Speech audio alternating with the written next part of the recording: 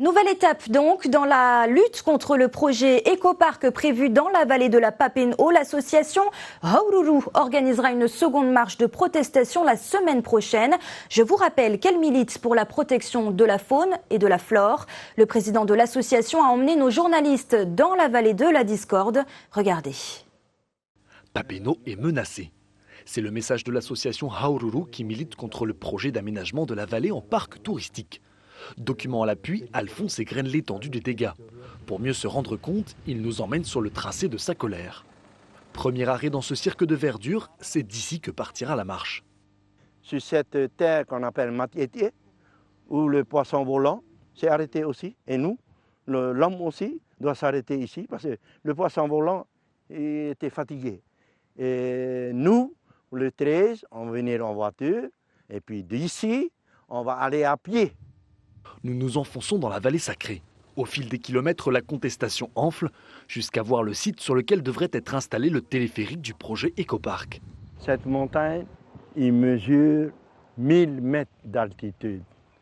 Alors, ils veulent envoyer leur cabine là-haut, dénaturer ce site, cette montagne, d'où encore notre refus de l'association Haururu et de ceux de Papenho de ne pas toucher cette montagne Farefenu. Pour Haururu, il faut faire barrage à ce projet pour protéger la faune et la flore fragile de la vallée, mais aussi le patrimoine culturel, comme ici sur le marais de Fareapé.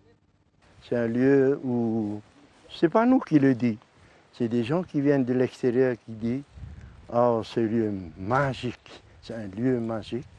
Ils viennent ici, un lieu reposant tout ça, mais ils reçoivent aussi eux-mêmes qui disent, ils reçoivent aussi du mana de cet endroit.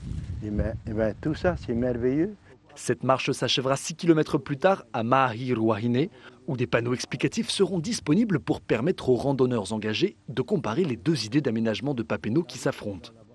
Il y a le projet Farefenua qui est conçu par Haururu et il y a le fameux projet par les promoteurs, celui de Ecopark. Les gens vont voir ce jour-là les deux projets. C'est pour ça qu'ils vont se dire, oui, pourquoi je suis contre ce projet et je serai pour ce projet Farefenua. La précédente marche de Haururu avait réuni quelques 300 personnes. Cette fois, Alphonse espère frapper fort en marchant à la tête d'un cortège encore plus gros. Voilà, et c'est un reportage signé Alex Gouti et Mata Ihorei.